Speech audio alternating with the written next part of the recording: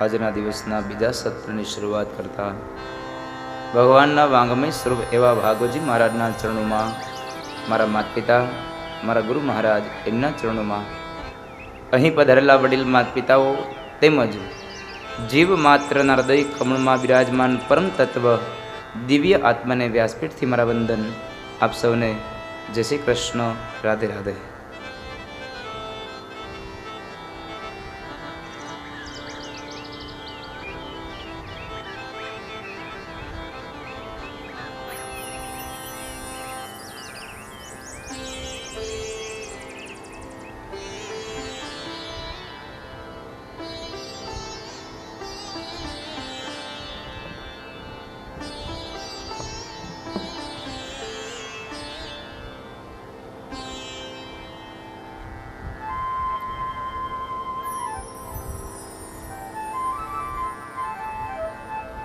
આવો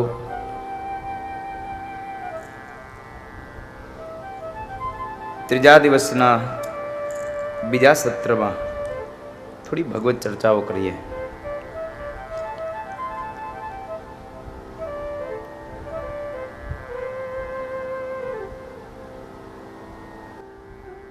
સવારના સત્રને વિરામ આપ્યો એ સમયે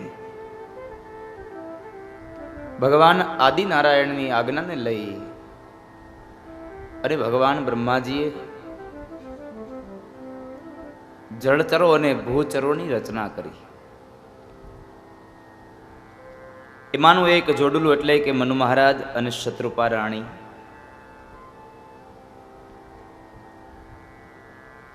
એને ત્યાં 3 દીકરીઓ અને 2 દીકરાઓ થયા. દેવહૂતિ, આકૃતિ અને પ્રસૂતિ. 3 દીકરીઓ થઈ, 2 દીકરાઓ બન્યા, ઉત્તાનપાદ અને પ્રિયવ્રત રાજા.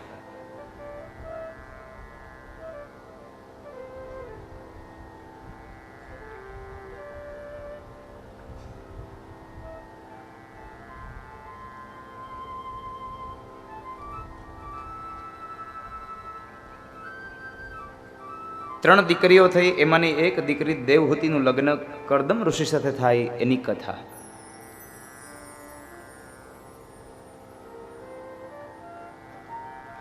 એક વખત બ્રહ્માજીએ કરદમ ઋષિને કહે છે, હે કરદમ,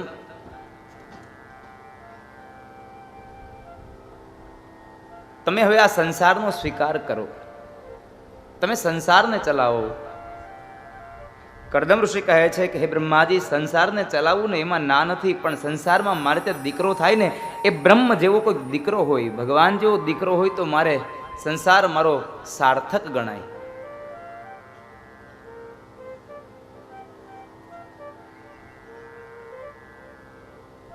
હવે બ્રહ્માજી એમ તો કેમ કહે કે ભાઈ ભગવાનને કહો તમારે ત્યાં દીકરો બનીને આવે.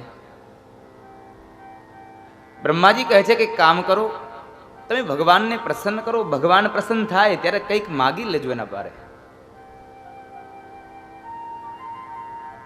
કરદમ ઋષિએ ભગવાન નારાયણનું યજન કર્યું, ભગવાનને પ્રસન્ન કર્યા છે,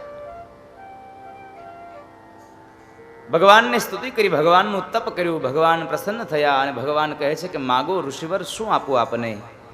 ભગવાન પાસે કરદમ ઋષિ કહે છે કે પ્રભુ, હું એમ તો આપણે ન કહી શકું કે તમે મારે ત્યાં સંતાન બનીને આવો, જગતના બાપને એમ કેમ કહેવું કે તમે મારો દીકરો બનો, પણ ભગવાન પાસે કરદમ ઋષિએ માંગ્યું કે પ્રભુ તમારા જેવો દીકરો મારે ત્યાં થાય, તમારા જેવું સંતાન મારે ત્યાં થાય. ભગવાન કહે છે કે ઋષિવર, મારા જેવું તો આ જગતમાં બીજું કોઈ છે જ નહીં, હું એકલો છું.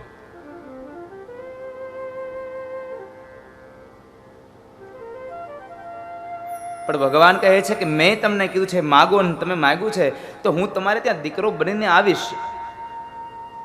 આટલું વચન આપ્યા બાદ ભગવાન કહે છે કે પણ ઋષિવર, મારે તમારે ત્યાં દીકરો બનીને આવવું હોય તો મારે માની જરૂર પડે, અને તમારા તો લગ્ન થયા નથી. ઋષિ કહે છે કે ભગવાન એક કામ કરો ને, તમારે જે માના કુખથી જન્મ લેવો છે એની સાથે મને પરણાવી દો, મારું લગ્ન પણ કરવાની જવાબદારી તમારી છે. ભગવાન પાસે માગતા આવડવું જોઈએ.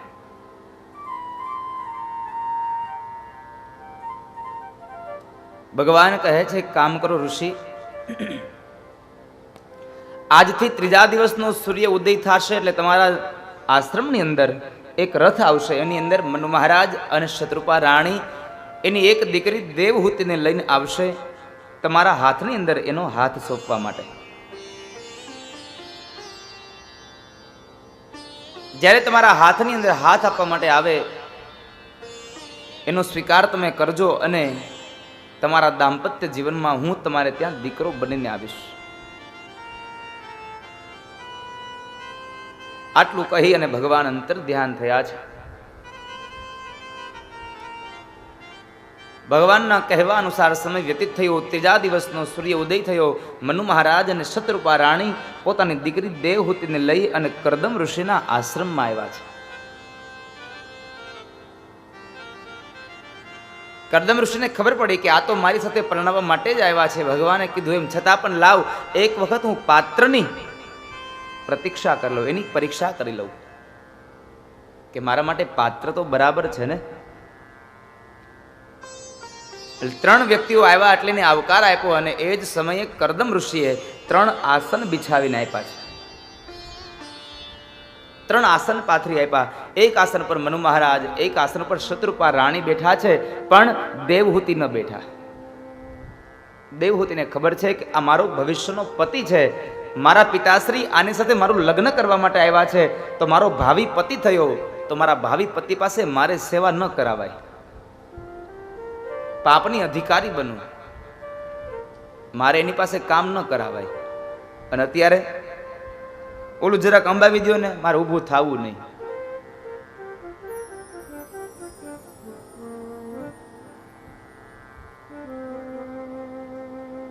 પણ દેવહૂતિ બેઠા નહીં. પણ એ જ સમયે દેવહૂતિ પણ વિચાર કરે છે કે મારા ભાવિ પતિ છે, એની પાસે મારે સેવા ન કરાવાય, પણ એને આપેલી આજ્ઞાનું ઉલ્લંઘન પણ ન કરાય. એટલે જે આસન પાથર્યું છે એની બાજુમાં આસન નીચે બેસી ગયા અને દેવહૂતિએ પોતાનો જમણો હાથ આસન ઉપર પધરાવ્યો. એટલે કરદમ ઋષિ સમજી ગયા કે પાત્ર બરાબર છે, આ પાત્ર બરાબર છે.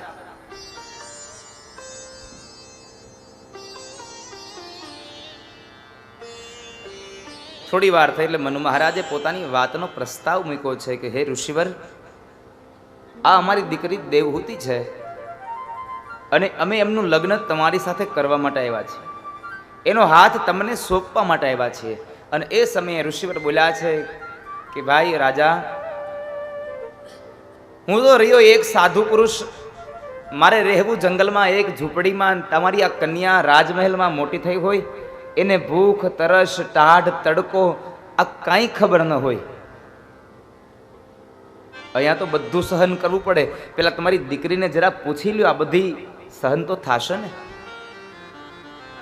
મનુ મહારાજે દેવહૂતિને પ્રશ્ન કર્યો અને દેવહૂતિ કહે છે કે હા પિતાશ્રી, જો આવા ઋષિવર મને પતિ તરીકે મળતા હોય તો હું ટાઢ, તડકો, ભૂખ અને તરસ સહન કરવા માટે તૈયાર છું,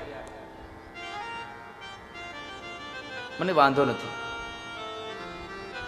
મનુ મહારાજ કહે છે કે ઋષિવર, મારી દીકરીને તમારી આ શરત મંજૂર છે, વાંધો નથી. એ જ સમયે કરદમ ઋષિએ બીજો પ્રસ્તાવ રાખ્યો કે હવે તમે મારી એક વાત સાંભળી લો, તમારી દીકરીને પૂછી લો કે મારે ત્યાં સંસારમાં એક દીકરો થશે એટલે હું આ સંસારનો ત્યાગ કરી અને ઈશ્વરના માર્ગે હું ચાલ્યો જઈશ, હરિભજન માટે ચાલ્યો જઈશ. પછી એમ ન કહેતા કે સંસારને ચલાવવાની ત્રેવડ ન હતી તો ઘર માંડ્યું જ શું કામે. માટે પેલા તમારી દીકરીને પૂછી લ્યો. મનુ મહારાજે પોતાની દીકરી દેવહૂતિ સામે નજર કરી. દેવહૂતિ મૌન રહ્યા અને શાસ્ત્ર કહે છે કે મૌન એ જવાબમાં હાની પરિભાષા છે. મનુ મહારાજે હા સમજી અને કરદમ ઋષિને કહે છે કે તમારી આ વાત પણ મારી દીકરીને મંજૂર છે. તમામ પ્રકારની શરતોને નક્કી કરી અને એ જ સમયે મનુ મહારાજ અને શત્રુપા રાણીએ દેવહૂતિનો હાથ કરદમ ઋષિના હાથમાં આપ્યો. વિધિવત લગ્ન કરાવ્યું, કન્યાદાન કર્યું. કન્યાદાનની અંદર ખૂબ દાયજો આપ્યો અને એ દાયજાની સાથે મોટામાં મોટો દાયજો સંસ્કારનો આપ્યો છે. દીકરીને તમે કદાચ ગમે તેટલો દાયજો આપશો ને તો ઓછો જ પડશે, પણ સંસ્કારનો દાયજો આપવામાં જરાય કચાશ ન કરશો માતાઓ.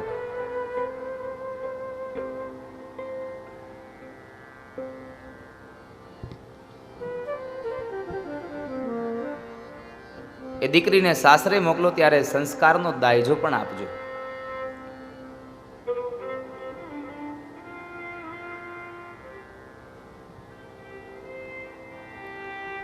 મનુ મહારાજે પોતાની દીકરી દેવહૂતિનું લગ્ન કરદમ ઋષિ સાથે કર્યું છે.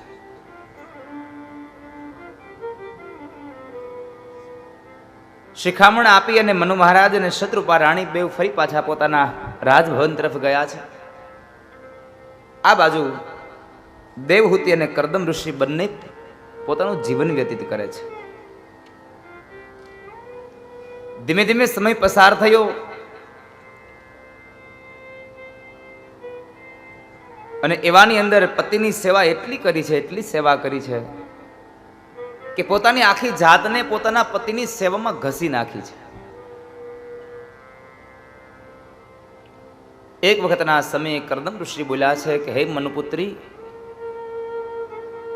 તમારી આ સેવાને લઈ અને હું આજ પ્રસન્ન થયો છું. માગો, હું શું આપું તમને? તમારે જે જોઈતું હોય તે વરદાન માગી લો.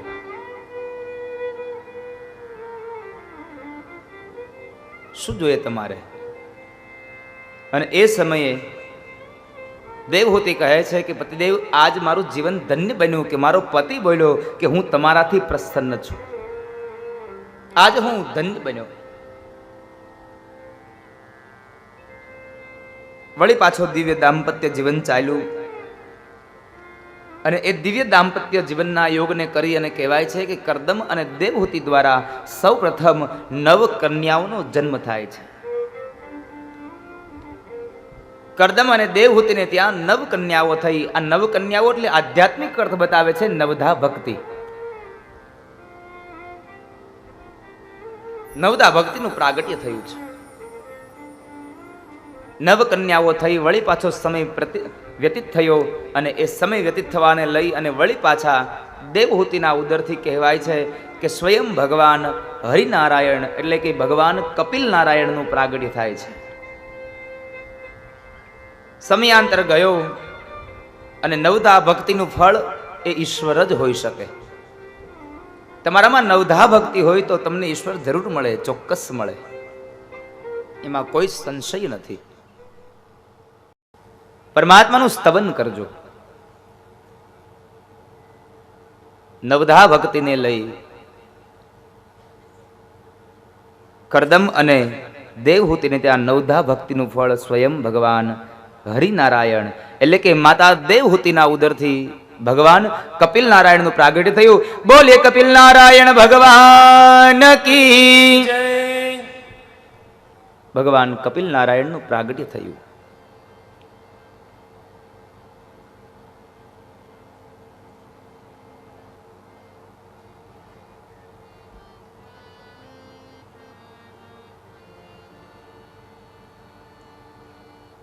થોડો સમય વ્યતીત થયો એટલે કરદમ ઋષિએ પોતાની શરત અનુસાર પોતાની જે શરત છે એ અનુસાર એમણે પોતાના સંસારનો ત્યાગ કરી અને તીર્થક્ષેત્રોમાં જઈ અને ઈશ્વરનું યજન કરે છે.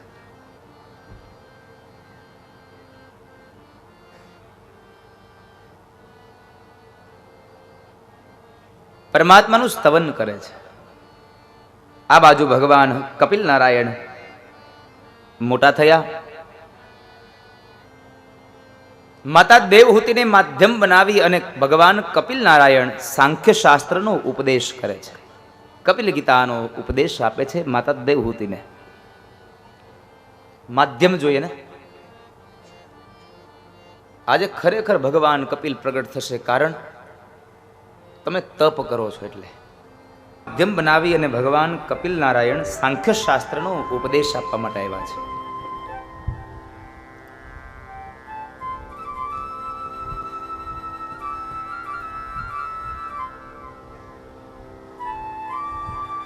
સાંખ્ય શાસ્ત્રનો ઉપદેશ આપે છે, માતાને માધ્યમ બનાવ્યા અને અહીંથી ભગવાન કપિલ ગીતાની શરૂઆત થઈ છે. કપિલ ગીતાની અંદર કહેવાય છે કે માને માધ્યમ બનાવીને ભગવાન કહે છે કે હે માં, આ જગતની અંદર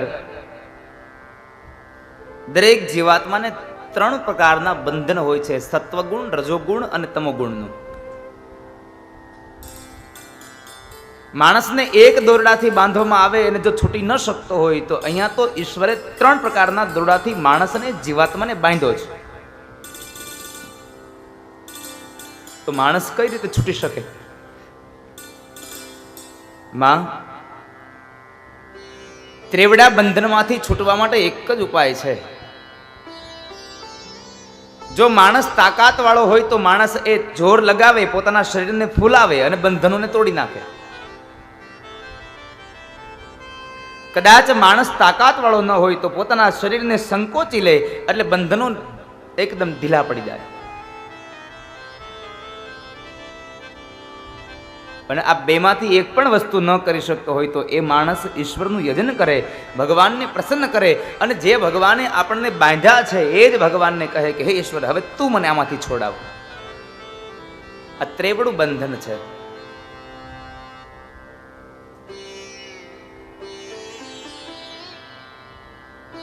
માં, આ સંસારની અંદર તમે ક્યારેય આ મનુષ્ય શરીરમાં લોભાશો નહીં. આ તો ઉપરથી ચામડી ચડાવી છે, પડ ચડાવ્યું છે એટલા માટે મને તમને સારું લાગે છે, બાકી તો અંદર તો હાડ, માંસ અને રુધિર વિષ્ટા જ ભર્યા છે. હાડ માંસથી યુક્ત ભરેલું આ શરીર છે. માટે તમે આ શરીરમાં ક્યારેય લોભ ન પામશો. માં, મનુષ્ય અવતાર મળે તો તમે સત્સંગ કરજો. સત્સંગ કરજો, ઈશ્વરનું રટણ કરજો અને સંતોનો સંગ કરી અને ભગવાનની પ્રાપ્તિ કરશો. સત્સંગ કરજો આ શબ્દોને સાંભળી અને માતા દેવહૂતિ બોલ્યા છે, પ્રભુ આ જગતમાં સંતો કોને કહેવા? આ જગતના સાચા સંત કોને કહેવાય એ મને કહો ને.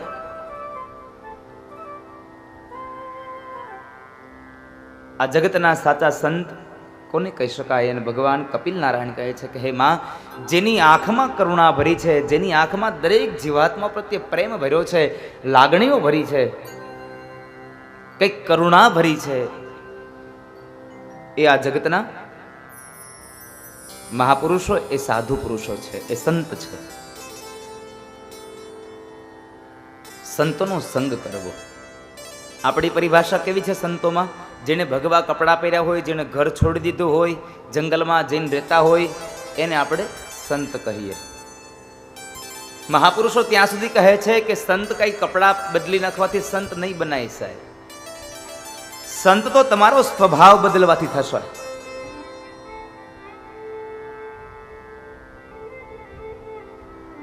સ્વભાવને બદલવાથી સંત બનાય છે, કપડાઓને બદલવાથી સંત ન બદલાય સાહેબ.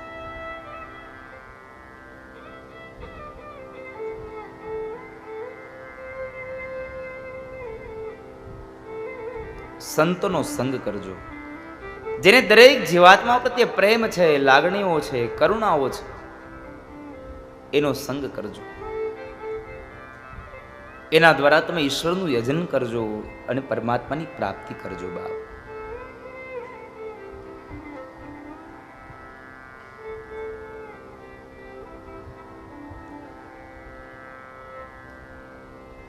સંતોનો સંગ કરીને તમારું આ જીવન સાર્થક બનાવજો.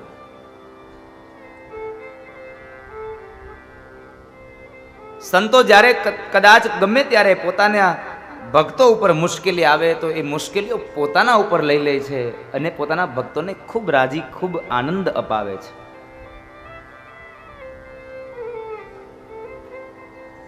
પોતાના ભક્તોને, આ જગતના જીવાત્માઓ માટે પોતે દુઃખ સહન કરે છે. એ આ જગતનો સાચો સંત છે. માટે સંતોનો સંગ કરજો. સત્સંગ કરી અને તમારા જીવનને ધન્ય બનાવજો. શાંતિ પમાડે એને સંત કહીએ. બા જે મને તમને શાંતિની અનુભૂતિઓ કરાવે એ આ જગતના સાચા સંત છે.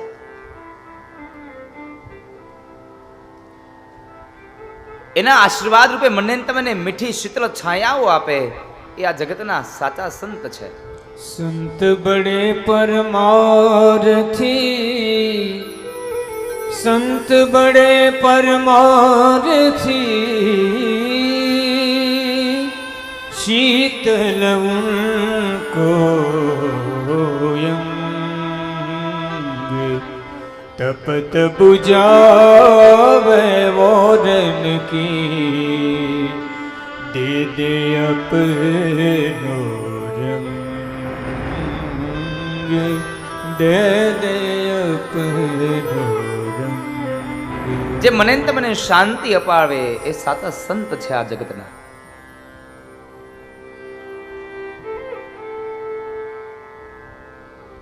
માં એ સંતોનો સંગ કરજો. આ પંચ મહાભૂતના ખોળિયામાં ક્યારેય મોહ ન પામશો. આ તો ઉપરથી મને તમને સારું દેખાય છે, બાકી તો અંદરથી હાડ માંસ અને રુધિર જ ભર્યા છે.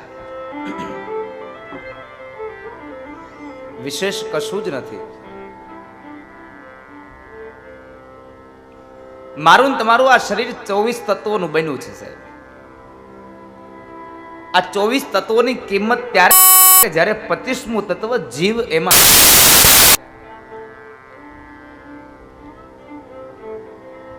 જ્યારે જીવ એમાંથી નીકળે એટલે 24 તત્વોની મારે તમારે કોઈ કિંમત નથી.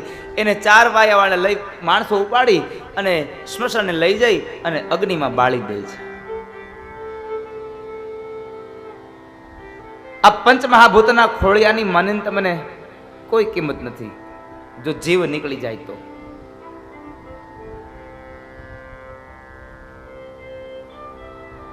આ 24 તત્વોનું જીવ છે. આ 24 તત્વોનું દેહ બંધારણ થયો છે. પંચ મહાભૂત આકાશ, વાયુ, તેજ, જલ અને પૃથ્વી. આ 5 પંચ મહાભૂત થયા. ત્યારબાદ પંચ તન માત્રાઓ. મારી તમારી 5 તન માત્રાઓ છે. શબ્દ, સ્પર્શ, રૂપ, રસ અને ગંધ.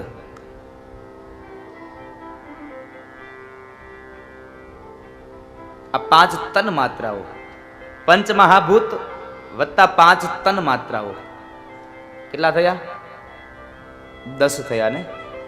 એની અંદર વળી પાછી 5 જ્ઞાનેન્દ્રિયો આપવામાં આવી છે. આપણા શરીરમાં 5 પ્રકારની જ્ઞાનેન્દ્રિયો છે. 5 જ્ઞાનેન્દ્રિયોમાં કોણ આવે? કાન, ત્વચા, આંખ, જીભ અને નાક.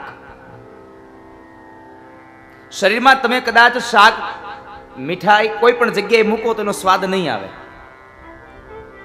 પણ જીભ પર મૂકશો તો તરત જ જ્ઞાન થશે કે આનો સ્વાદ કેવો છે. તમારા શરીરમાં કદાચ તમે સૂતા હો, આંખો બંધ હોય, છતાં પણ તમારા શરીરમાં કોઈ પણ જગ્યાએ કોઈ પણ અંગને અડવામાં આવે, સ્પર્શ કરવામાં આવે, તરત જ આપણને ખબર પડી જાય છે કે મારા કયા શરીરમાં, કયા અંગમાં સ્પર્શ થયો.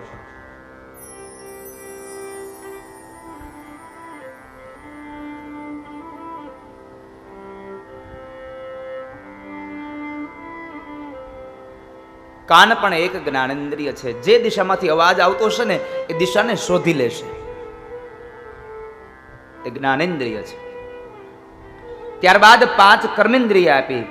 પંચ મહાભૂત, 5 તન્માત્રા, 5 જ્ઞાનેન્દ્રિય વત્તા 5 કર્મેન્દ્રિય. મારી તમારી 5 કર્મેન્દ્રિયો હાથ, પગ, મુખ, જિનેન્દ્રિય અને મળદ્વાર. આ 5 કર્મેન્દ્રિયો છે. હાથ કામ કરે છે, પણ ક્યારે અહીંથી ઓર્ડર નીકળે તરત જ પગમાં કાંટો વાગે અને આપણે હજી ક્ષણભરમાં તો એ કાંટો ખેંચાઈ ગયો હોય. કેટલી એને જ્ઞાન મળે છે સાહેબ. એક ક્ષણભરમાં મનને ખબર પડે કે મારા પગમાં કાંટો વાગ્યો, અને પગમાં કાંટો વાગ્યો છે એ જ ભરે એ તો મન હાથને હુકમ કરી દે અને હાથ દ્વારા એ કાંટાને ખેંચી લેવામાં આવે છે. આ 5 કર્મેન્દ્રિય છે. 20 વસ્તુઓ થઈ. ત્યારબાદ 4 વસ્તુઓ બીજી ઉમેરવામાં આવી: મન, બુદ્ધિ, ચિત્ત અને અહંકાર. આ 4 વસ્તુઓ વધારે ઉમેરવામાં આવી અને મારું તમારું એક દેહ નિર્માણ થયો અને એની અંદર 25મો તત્વ જીવ ઉમેરવામાં આવ્યો. એટલે આ 24 તત્વોની કિંમત થઈ. એક વસ્તુ આવે એટલે 24 ની કિંમત થાય. એક વસ્તુ જતી રહે એટલે 24 ની કિંમત ગઈ.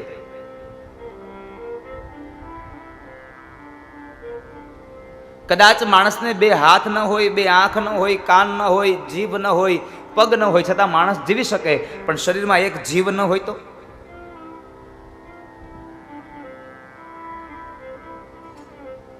એના વગર ન રહી શકાય. 24 તત્વોની કિંમત ત્યારે થાય જ્યારે 25મું તત્વ જીવ આવે ત્યારે.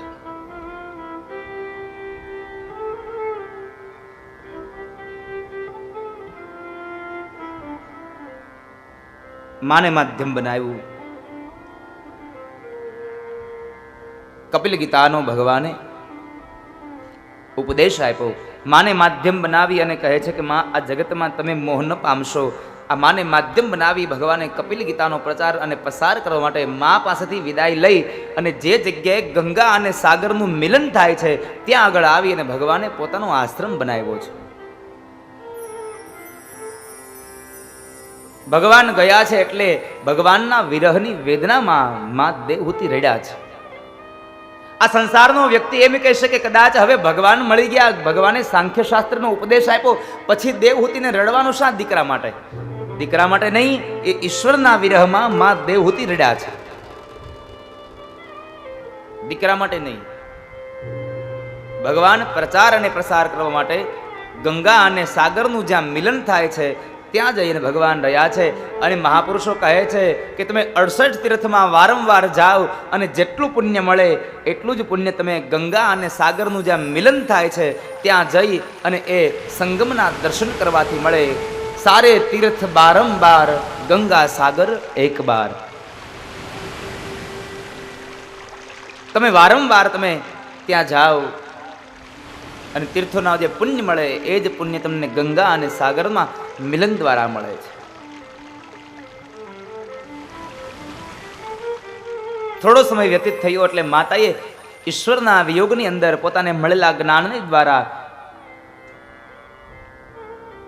યોગ માર્ગની અંદર માતા દેવહૂતિએ પોતાનો પ્રાણ ત્યાગ કર્યો. અને ભગવાને કહેવાય છે કે જે જગ્યાએ માએ પ્રાણ ત્યાગ કર્યો એ જગ્યાએ ભગવાને માને સિદ્ધિ આપી અને આજ એ જ ક્ષેત્રનું નામ પડ્યું સિદ્ધપુર પાટણ, બિંદુ સરોવર. જે જગ્યાએ માને સિદ્ધિ મળી એનું નામ પડ્યું સિદ્ધપુર પાટણ. આજનો કળયુગનો દીકરો પણ માની મુક્તિ માટે સિદ્ધપુર જઈ અને માનું પિંડદાન કરે તો આજ પણ કહેવાય છે કે ભગવાન કપિલ નારાયણ એ માતા દેવહૂતિને જ્યાં સિદ્ધિ મળી હતી એટલે માને પણ સિદ્ધિ ત્યાં ભગવાન પ્રદાન કરે છે.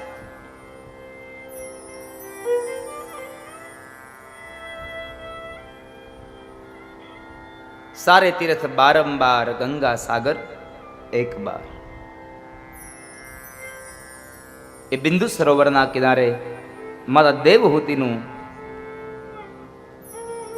મૃત્યુ થયું અને એ માને સિદ્ધિ મળી એટલે ત્યાંનું નામ પડ્યું સિદ્ધપુર પાટણ. તૃતીય સ્કંદની અંતિમ કથાને વિરામ આપી તૃતીય સ્કંદનો પૂર્ણ વિરામ કરી અને ચતુર્થ સ્કંદમાં પ્રવેશ કરાવતા મહર્ષિ વેદવ્યાસ લખે છે, સુખદેવજી મહારાજ રાજા પરીક્ષિતને, સુત નામના પુરાણી 88,000 શુનકાદિક ઋષિમુનિઓને અને મૈત્રેય મહારાજ વિદુરજીને, સનત કુમારો દેવર્ષિ નારદને કથા વર્ણવે અને મહર્ષિ વેદવ્યાસ બોલ્યા છે. યોંત પ્રવેશ્ય મમ વા ચમિમાં પ્રસુપ્તા સંજીવયત્યખિલશ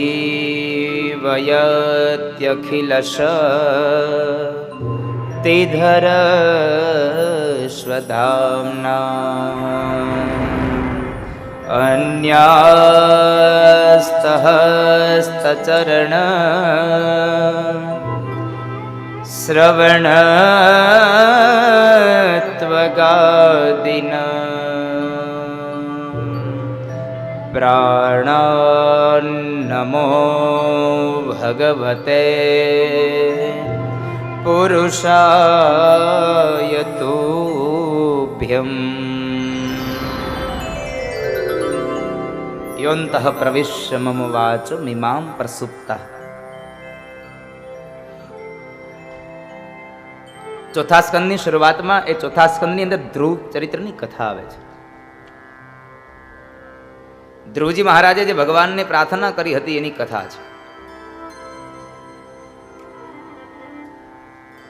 ભગવાનને પ્રાર્થના કરી યોऽन्तઃ પ્રવિશ્ય મમ વાચ મિમાં પ્રસુપ્તા સંજીવયત્યખિલ શક્તિધર સ્વધામના. ભગવાનને કહે છે ધ્રુવજી મહારાજ કે હે નાથ, હે નારાયણ, જો તમારી કૃપા ન હોય ને તો હું બોલી પણ ન શકું. યોऽन्तઃ પ્રવિશ્ય મમ વાચ મિમાં પ્રસુપ્તા. તમે મારા શરીરમાં અનેક શક્તિઓ ભરી છે, એના દ્વારા હું ખાઈ શકું છું, હું જે જમું છું એને પચાવી શકું છું.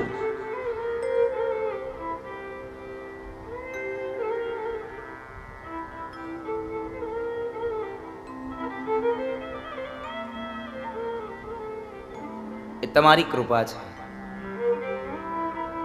પ્રાણાન્નમો ભગવતે પુરુષાય તુભ્યમ. હે નાથ, હું તમને વંદન કરું છું.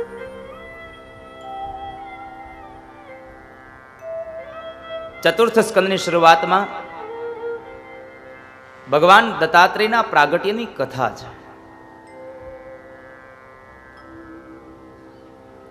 ભગવાન દત્તાત્રેયનું પ્રાગટ્ય થયું એની કથા બતાવી છે.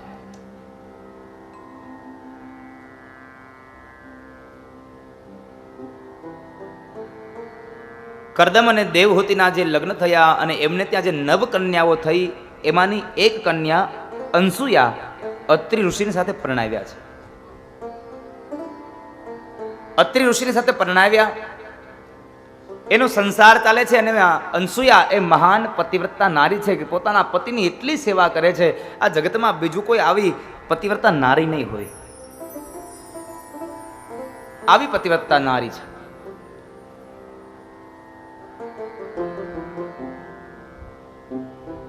પણ આ બાજુ માં ભવાની સતી,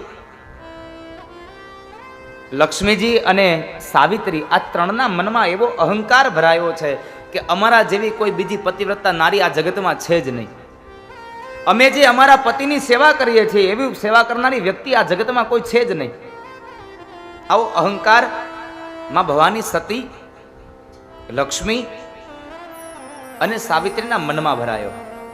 દેવર્ષિ નારદને ખબર પડી કે આ લોકોના મનમાં અહંકાર ભરાયો છે, આ લોકોના મનનો અહંકાર મારે દૂર કરવો જ રહ્યો. એટલે હવે દેવર્ષિ નારદે યુક્તિ કરી છે. એક વખતના સમયે દેવર્ષિ નારદ બરાબર ફરતા ફરતા વૈકુંઠમાં આવ્યા. અને વૈકુંઠમાં જે આજે જાય છે ખૂબ આનંદિત મનવાળા છે, ખૂબ પ્રસન્નચિત્ત વાળા છે દેવર્ષિ નારદ. એટલે બરાબર માર્ગની અંદર માતા લક્ષ્મી મળ્યા અને લક્ષ્મીએ નારદને ઉભા રાખ્યા છે કે નારદ ઉભા રહો તો.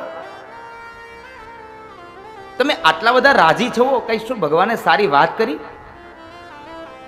ભગવાને કઈ કીધું ખરું તમને? આટલા બધા કેમ ખુશ દેખાવ છો? નારદ કહે છે, માં હજી ભગવાનને મળ્યો છું જ ક્યાં? હજી ભગવાન પાસે ગયો જ નથી, ભગવાન મને ક્યાં મળ્યા છે? લક્ષ્મી કહે છે, ભગવાન મળ્યા નથી તો આટલા ખુશ શાના છો? અરે એ તો હું અનસુયાના આશ્રમમાંથી આવું છું ને એટલે હું ખુશ છું. એક સ્ત્રી પાસે બીજી સ્ત્રીનું નામ લેવું એટલે સમજો અગ્નિમાં ઘીની આહુતિ આપવી.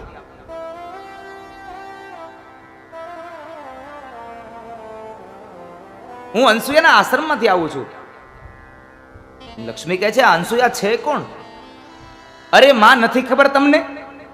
અરે અનસુયા તો મહાન પતિવ્રતા નારી છે. વળી પાછી એક આહુતિ. એક સ્ત્રી પાસે બીજી સ્ત્રીના વખાણ કરવા.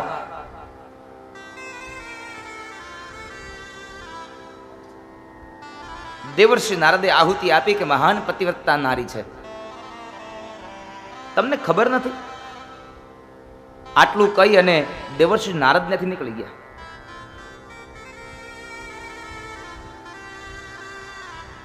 લક્ષ્મીજી સીધા જ ભગવાન નારાયણ પાસે આવીને કહે છે, પતિદેવ કોઈ પણ સંજોગે નાથ ગમે તેમ કરો, પણ પૃથ્વીલોકમાં જાઓ અને પૃથ્વીલોકમાં કોઈક અનસૂયા નામની સ્ત્રી છે એનું પતિવ્રતાનો નિયમ તોડાવો. ભગવાન કહે છે, લક્ષ્મીજી તમે આ શું વિચાર કરો છો? કોઈકના વ્રત તોડાવવાનો વિચાર આપણે કરાય? આવો વિચાર ન કરવો જોઈએ.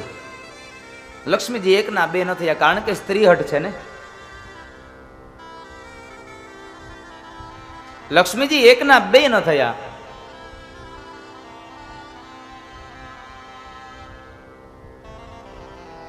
ભગવાન વિષ્ણુ કહે છે કે ચાલો કંઈક કરીએ.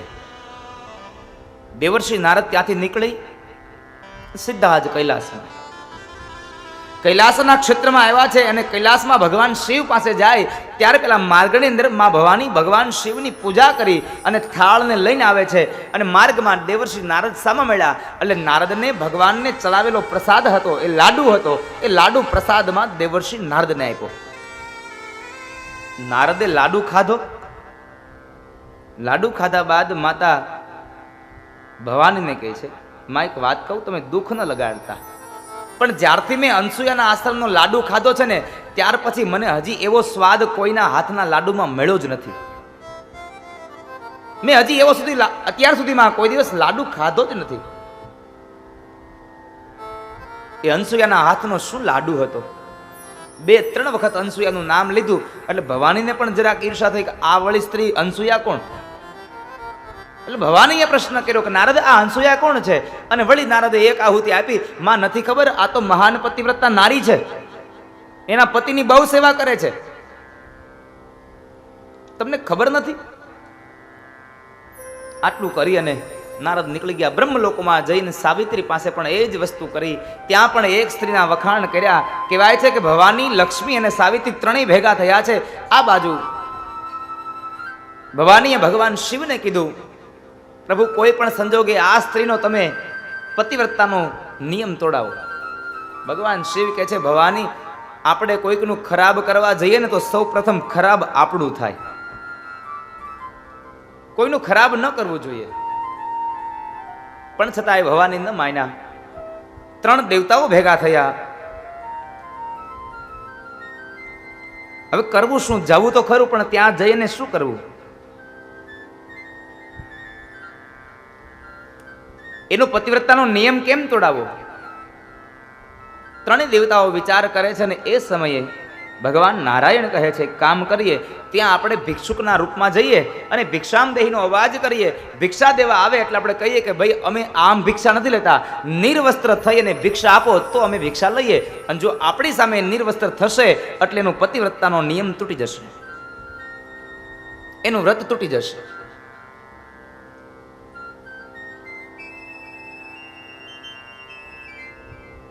એનો નિયમ તૂટી જશે.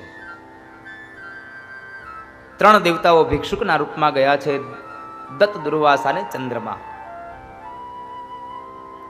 આ 3 દેવતાઓ ત્યાં ભિક્ષુકના રૂપમાં ગયા. માં અનસૂયાના આશ્રમની અંદર, અનસૂયાના આશ્રમમાં જઈ અને ભિક્ષાંદેહીનો અવાજ કર્યો. માતા અનસૂયા એક થાળ ભરી અને ભિક્ષા પાત્ર લઈને આવ્યા છે.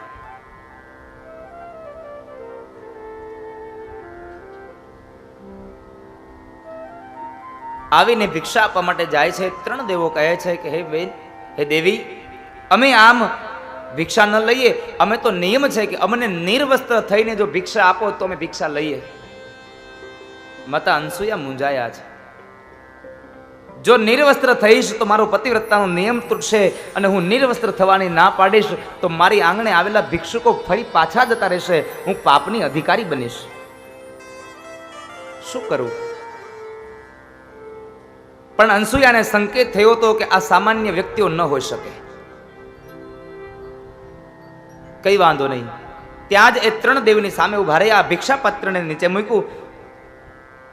કમંડળમાંથી, જારીમાંથી પાણીની અંજલિ ભરી અને ભગવાન સૂર્યનારાયણને સાક્ષી રાખીને કહે છે કે હે આદિનારાયણ, મેં મન વચન કર્મથી મારા પતિની સેવા કરી હોય અને મારા મનની અંદર પણ જો મેં પરપુરુષને કોઈ સ્થાન ન આપ્યું હોય તો આ 3 આવેલા જે ભિક્ષુકો છે એ 6 મહિનાના બાળક બને. જે પાણી છાંટ્યું તો 3 દેવતાઓ 6 મહિનાના બાળક બની ગયા છે. दाता मेरे दत्तात्रेय, दाता मेरे दत्तात्रेय, मैं कामागन हार, मैं कामागन हार. दाता मेरे दत्तात्रेय, मैं कामागन हार. मन वांछित फल त्या बले माता अनसूया ने ત્રણેય દેવતાઓ 6 માસના બાળક બન્યા છે. એક ઓરડામાં લઈ જઈ નિર્વસ્ત્ર થઈ અને માએ એ 3 બાળકોને પૈપાન કરાવ્યા છે. ઘણી વાર થઈ ભગવાન આવ્યા નહીં. 3 દેવીઓ ભેગા થઈ અને વિચાર કરે છે ભગવાન ગયા ભિક્ષા માંગવામાં આટલી વાર હોય કઈ, હજી આવ્યા નહીં.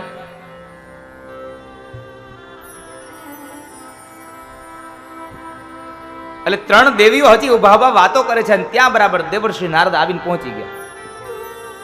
નારદ આવીને ઉભા રહ્યા એટલે નારદને 3 દેવીઓએ પ્રશ્ન કર્યો છે કે દેવર્ષિ નારદ ભગવાન ગયા હજી આવ્યા કેમ નહીં? નારદ કહે છે હવે આવે એમ છે નહીં ત્યાંથી.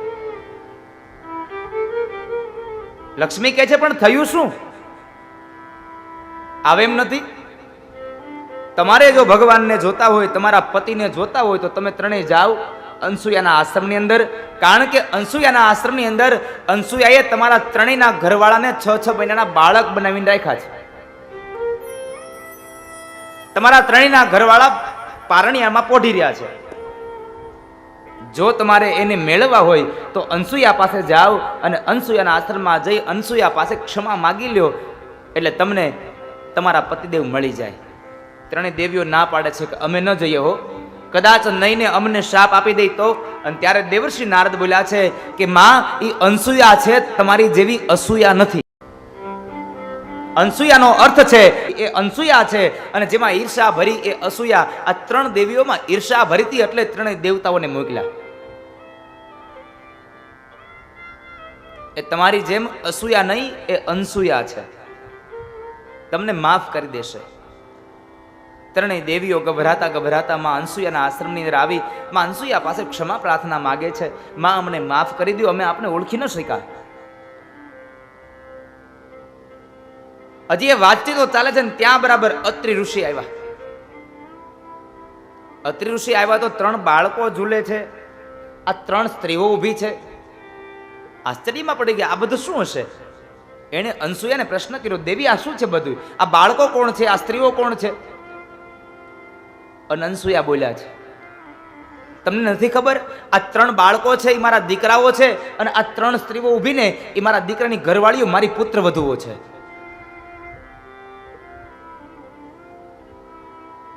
અત્રિ ઋષિને ખબર પડી કે આમાં કંઈક ભેદ છે. આંખોને બંધ કરી અને પોતાના તપોબળને લઈને જ્યાં જોવે, ઓહો આ તો બ્રહ્મા વિષ્ણુ ને મહેશ છે. આ 3 દેવીઓ છે, લક્ષ્મી, ભવાની ને સાવિત્રી. અત્રિ કહે છે કે દેવી આ તો જગતના બાપ અને આ જગતની માં છે, અને દીકરો અને પુત્ર વધુ ન કહેવાય. આ તો જગતના બાપ છે. અત્રિ ઋષિએ પાણીની અંજલિ છાટી 3 બાળકોમાંથી ફરી પાછા ભગવાનને પોતાના મૂળ સ્વરૂપમાં લાવ્યા છે. બાળકોના સ્વરૂપમાંથી ભગવાનના મૂળ સ્વરૂપમાં આવ્યા ને, અને એ જ સમયે માતા અનસુયાની આંખમાંથી અશ્રુની ધારાઓ વહી છે કે એક તો મને ઘણા ઉંમરે દીકરાઓ મળ્યા અને એ પણ ક્ષણભર માટે મળ્યા.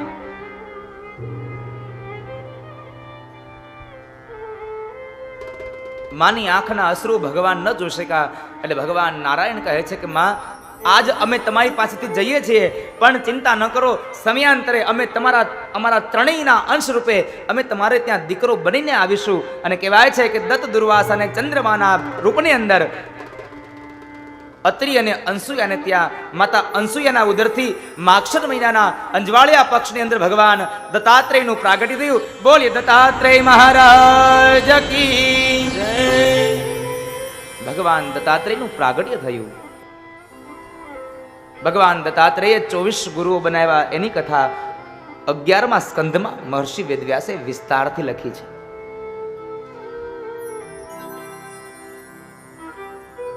જેની પાસેથી સારો ઉપદેશ મળ્યો, સારું જ્ઞાન મળ્યું, એને દત્તાત્રેય ગુરુ બનાવ્યા છે.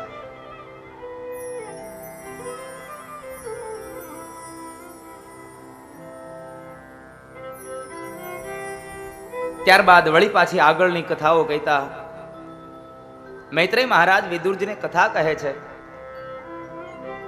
એમાંની કથા આવી કે બરાબર મનુ મહારાજની ત્રીજી દીકરી જે પ્રસૂતિ છે, એ પ્રસૂતિ એમના લગ્ન દક્ષ પ્રજાપતિ સાથે થયા છે. દક્ષ પ્રજાપતિ સાથે પ્રસૂતિના લગ્ન થયા, એનું દિવ્ય દાંપત્ય જીવન ચાલ્યું અને એ જીવનમાં એમને 16 કન્યાઓનો જન્મ થયો છે. એમને ત્યાં 16 દીકરીઓ થઈ. એ 16 દીકરીઓમાં 13 દીકરીઓ ધર્મને આપી, એક દીકરી એમણે અગ્નિદેવને આપી, એક દીકરી એમણે પિતૃગણને આપી અને એક જે સતી હતી એ ભગવાન શિવને પરિણ્યા છે. આ 16 કન્યાઓનો જન્મ પ્રસૂતિને ત્યાં થયો, દક્ષ પ્રજાપતિને ત્યાં. 15 કન્યાઓના જે ઘરવાળા હતા એ બધા જ દક્ષ પ્રજાપતિના માનીતા હતા, પણ આ જે 16મી દીકરી સતી છે એનો જે પતિ છે ભગવાન શિવ, એ દક્ષ પ્રજાપતિનો અણમાનીતો જમાય છે. દીકરીએ પોતાના બાપની ઈચ્છા વિરુદ્ધ લગ્ન કર્યા હતા અને જે દીકરી ભવાનીએ ભગવાન શિવ સાથે પરિણ્યા, એ જ સતીએ પોતાના બાપના ઘેરે આવી અગ્નિમાં બળી મરી અને પોતાના દેહનો ત્યાગ કર્યો હતો.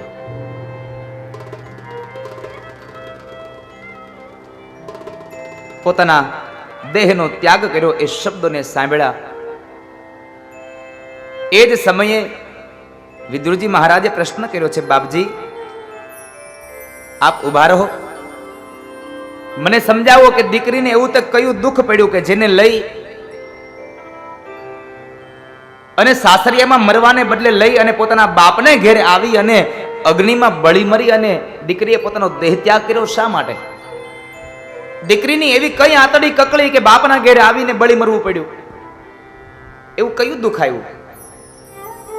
આ કથા મને જરા વિસ્તારથી બતાવો ને. સાંભળો વિદુરજી મહારાજ, આ કથાનો પ્રસંગ આપને કહું. એક વખતના સમયે દક્ષ પ્રજાપતિને પ્રજાના નાયક બનાવવામાં આવ્યા છે. પ્રજાના નાયક બનાવવામાં આવ્યા અને એવાની અંદર કહેવાય છે કે બરાબર પ્રજાના નાયક બનાવ્યા એ જ દિવસે એક સભાને ભરવામાં આવી. સભાની અંદર અનેક દેવતાઓ બેઠા છે, અનેક રાજાઓ ગણો બેઠા છે અને એની અંદર ભગવાન શિવ પણ બેઠા છે અને બ્રહ્માજી પણ બેઠા છે.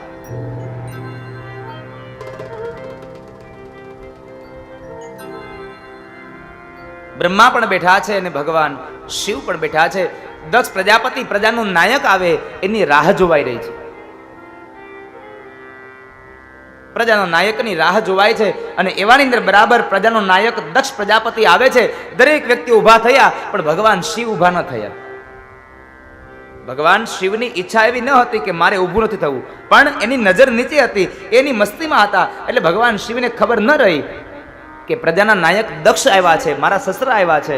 એટલે ભગવાન શિવ ઊભા ન થયા અને દક્ષની નજર બરાબર શિવ ઉપર પડી. એક તો અણમાનીતો હતો અને એમાં અહીંયા એવું લાગ્યું કે મારું અપમાન કર્યું એટલે વધારે બન્યો, વધારે અણમાનીતો થયો.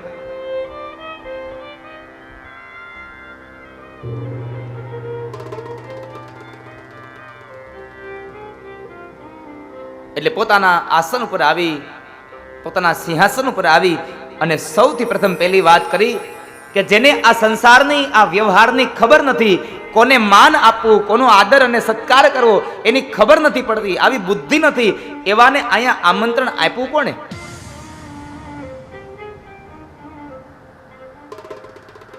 આને અહીંયા બોલાવ્યા કોને? ભગવાન શિવ માટે દક્ષ પ્રજાપતિ ન બોલવાના શબ્દો બોલે છે. ભગવાન શિવ એકદમ ચૂપ રહ્યા છે, શાંત રહ્યા, ન બોલ્યા. પણ એ સમયે દક્ષ પ્રજાપતિ જેમ જેમ વધારે વધારે ભગવાન શિવ માટે બોલતા જાય, ભગવાન શિવ શાંત રહ્યા. પણ ભગવાન શિવનો જે ગણ છે નંદી આદિ ગણ, એ નંદી આદિ ગણનાથી ન રહેવાયું. ક્યારનો મેં કરે છે. અને માણસને પદ મળે ને એટલે પદની હારે અહંકાર જરૂર આવે. પદની સાથે અહંકાર જરૂર આવે. માણસને પદ મળે એટલે હું અને હુંનો ફેલાવો કરે છે.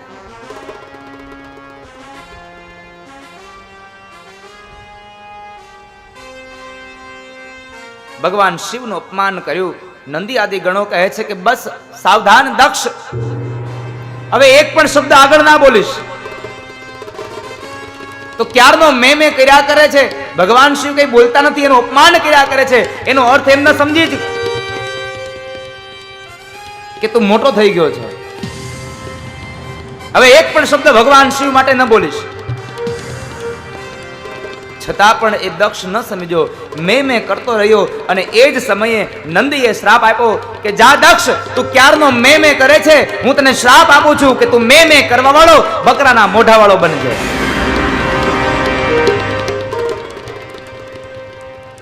બકરાના મોઢા વાળો બનજે, આવો શ્રાપ નંદીએ આપ્યો.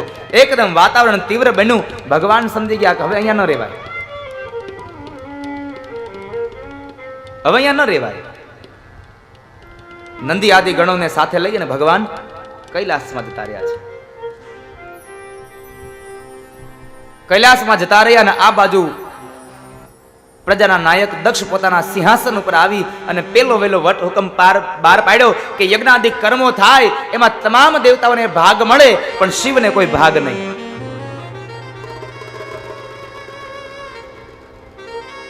શંકરનો કોઈ ભાગ નહીં.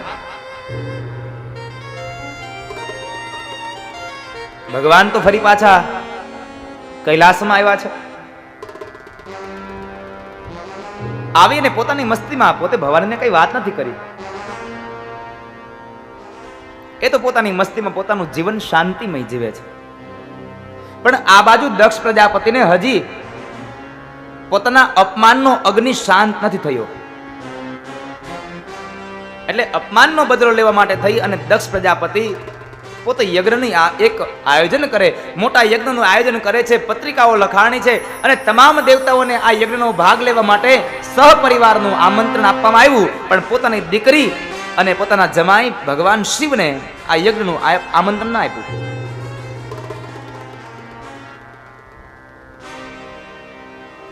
પોતાના જમાઈ અને દીકરીને આમંત્રણ ન આપ્યું. આ બાજુ એક વખતના સમયે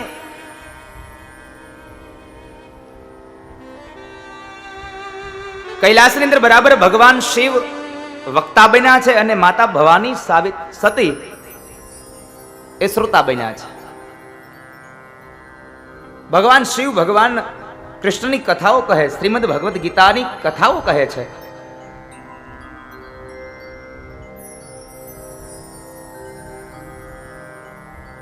એ કથા વિસ્તાર ચાલે છે ને એ સમયે બરાબર અહીંયા દક્ષ પ્રજાપતિને ત્યાં યજ્ઞ છે. એટલે દેવતાઓને આમંત્રણ મળ્યું. પોતાના દિવ્ય વિમાનોને લઈ અને દરેક દેવતાઓ સહપરિવાર સહિત નીકળે છે.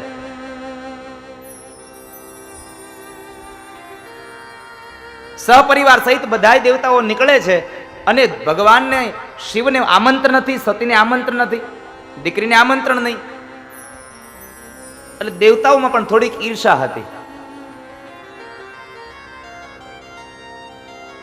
એટલે ઈર્ષાઓને લઈ અને દેવતાઓ પોતાના દિવ્ય વિમાનને લઈ અને બરાબર કૈલાસ ઉપરથી નીકળે છે. ચાલો ને જરાક જોતા જઈ, ખબર તો પડે કે દક્ષના જમાઈ અને દીકરી શું કરે છે.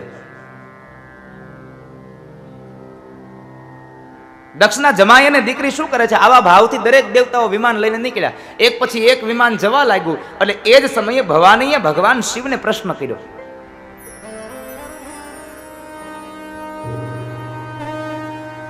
કે નાથ, આ બધા દેવતાઓ આ વિમાન લઈ લઈને જાય છે, ક્યાંય સભા છે કે શું દેવોની? દેવોની કઈ સભા છે? ભગવાન શિવ કહે છે ના દેવી, ક્યાંય સભા તો નથી. અરે પણ આ દેવતાઓ જાય છે ને? ભગવાન શિવ કહે છે કે ભવાની, એ દરેક દેવતાઓ તમારા પિતાશ્રીને ત્યાં જાય છે. મારા બાપને ઘેર શા માટે? તમારા પિતાશ્રીને ત્યાં આજ એક મોટા યજ્ઞનું આયોજન છે, એટલે યજ્ઞનો ભાગ લેવા તમામ દેવતાઓ જાય છે. ભવાનીના તો કાન ચમકી ગયા. મારા બાપના ઘેર આજ યજ્ઞ અને મને ખબર પણ નહીં, મને આમંત્રણ પણ નથી.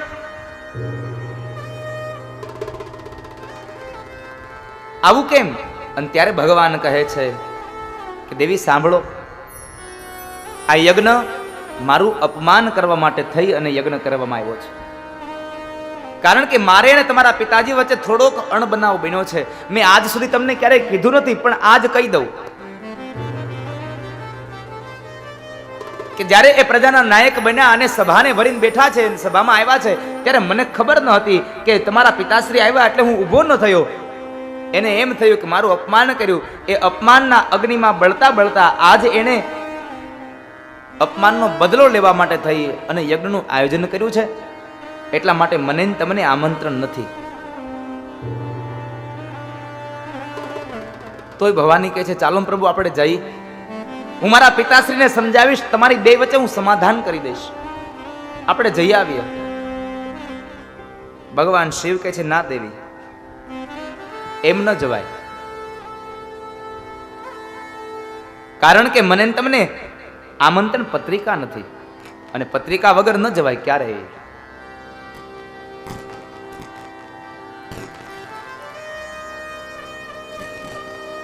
પત્રિકા વગર ન જવાય.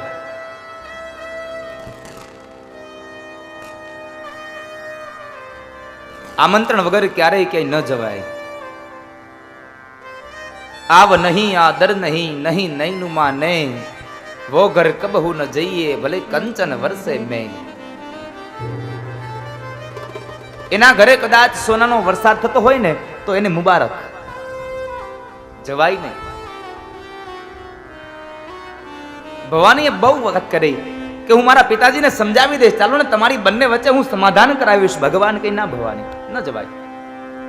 વળી પાછા ભગવાન શિવ કથા કહેવા લાગ્યા. ભવાની કથાને સાંભળે છે, પણ અહીંયા બન્યું છે એવું કે ભવાનીનું શરીર હવે અહીંયા ભગવાન શિવની સામે છે અને મન બાપના ઘેર પહોંચી ગયું.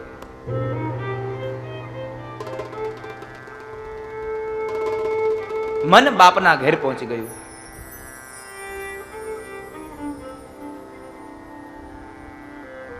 ભગવાન શિવને ખબર પડી ગઈ કે અહીંયા ભવાની માત્ર હવે શરીરથી બેઠા છે, મનથી નહીં. એટલે ભગવાન કહે છે દેવી એક કામ કરો, જો તમારે જવું હોય તો તમે જાઓ, હું નહીં આવું. ભવાનીને થયું કે મને જવાનું કહે છે ને તો લાવ હું જાઉં, ત્યાં જઈ અને મારા બાપને સમજાવીશ અને